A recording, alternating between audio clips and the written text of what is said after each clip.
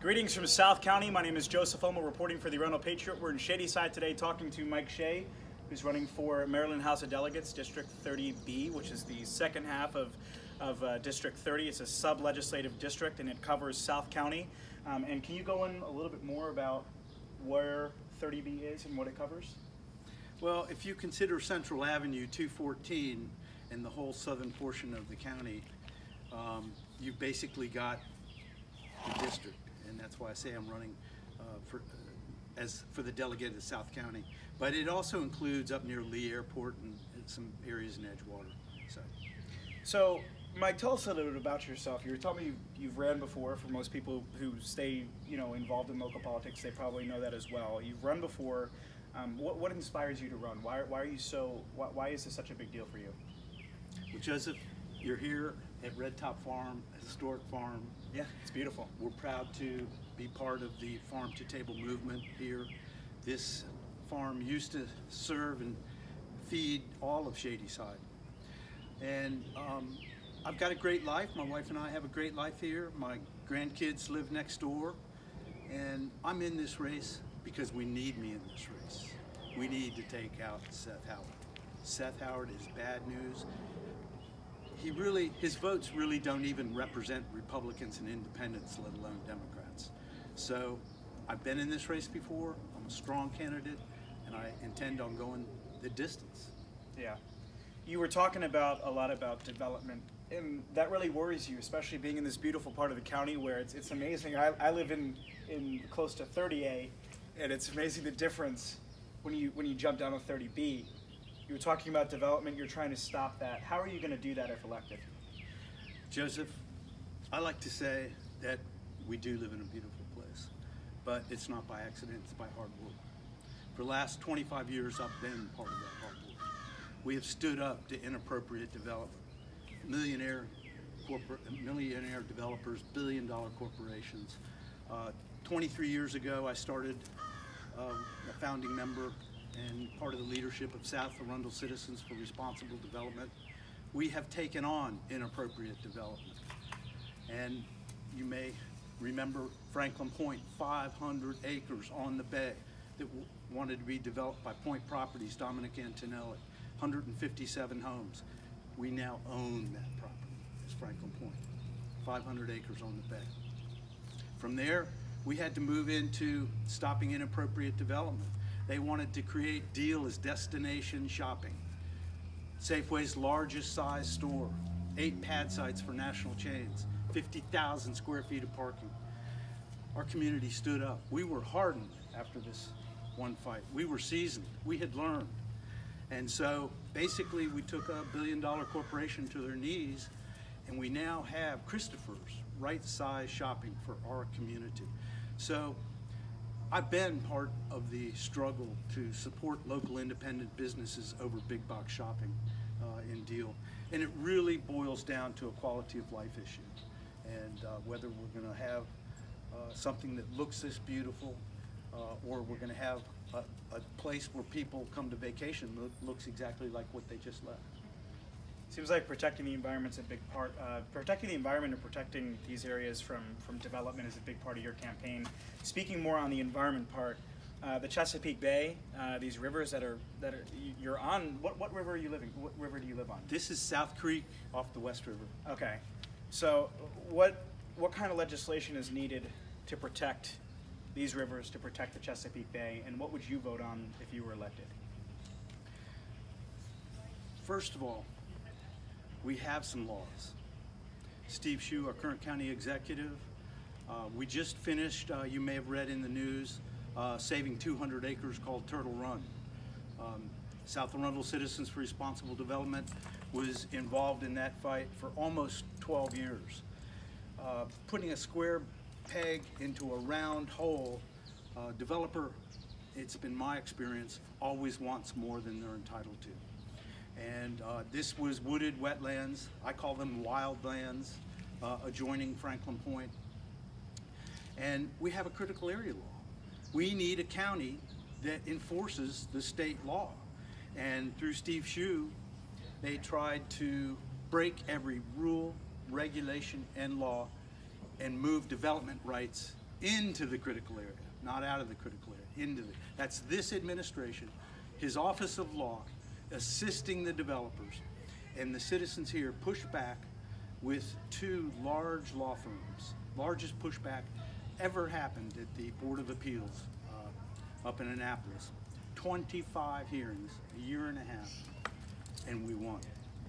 And that's why Steve Shue ultimately says, and he's in the process of purchasing this land from his friend and developer. So the question really is, what would I do at the State House?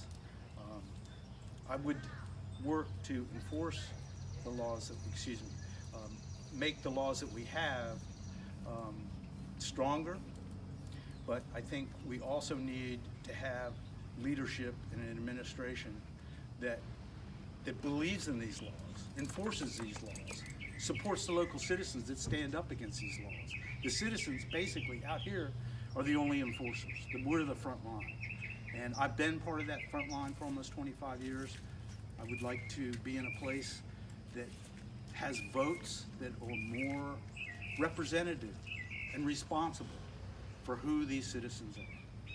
Let's talk about, let's change it from development and environment. Let's go to healthcare right now. Healthcare is a big thing, and we've made some pretty good strides in Maryland towards universal healthcare. Is universal healthcare something that you support? Do you think that healthcare is a human right? I have a personal story on healthcare. Maryland was really the first state to attempt to roll out a healthcare package where more people would be insured and actually have benefits that actually work. I participated personally in enrolling. It was tough, the initial rollout in Maryland, but you have to give your heart to those legislatures that wanted people insured, that wanted them to have access to health care. I developed prostate cancer. That movement saved my life. I am here right now with perfect blood, but I went through treatment, 44 radiation treatments, 4 Lupron shots, and I'm here to tell you that not only do I believe in healthcare for all, but this rollout of the initial healthcare saved my life. Yeah. So right now, another big thing that's really dividing people, especially here in Maryland, we saw a school shooting in St. Mary's County. One sec. Okay, I'll get it. This is what happens when you're doing a live report with What's that? 2 donkeys in the background. Give us one moment. What happened to the donkey? Oh, just got his foot hung up in the lead rope. Yeah. Again, we're on Mike Shay's beautiful, beautiful farm here in Shadyside. He's got a beautiful barn that he built himself. How many acres is your farm? We're down to 15 acres, but this used to be a much larger farm, in the earlier days before my time. Yeah. So anyway, I was talking to you about gun control. It's really dividing America. People who don't want anything taken away and people who want everything taken away. And something's got to happen. We have to find middle ground. And what is that middle ground for you? What's your take on gun control? I'm running on a platform that's reasonable and responsible representation. Right now, Seth Howard, the person that sits in this seat, argued on the floor of the House this last session that bump stocks should be legal. Argued passionately. Looked like angry white man arguing. I have the audio. I've listened to the audio several times. It's disturbing that he would fight so hard to keep bump stocks legal. This is not reasonable, it's not responsible, and I planned on changing the representation to something that all of us can feel comfortable with. Republicans, independents, and Democrats. Is there, where do you draw the line then? Is especially for, let me rephrase my question. What about like school safety, for instance? Is the answer arming teachers, or is it putting more resource officers in schools? Is it, less entrances? Is it metal detectors in the school? What's the answer to that?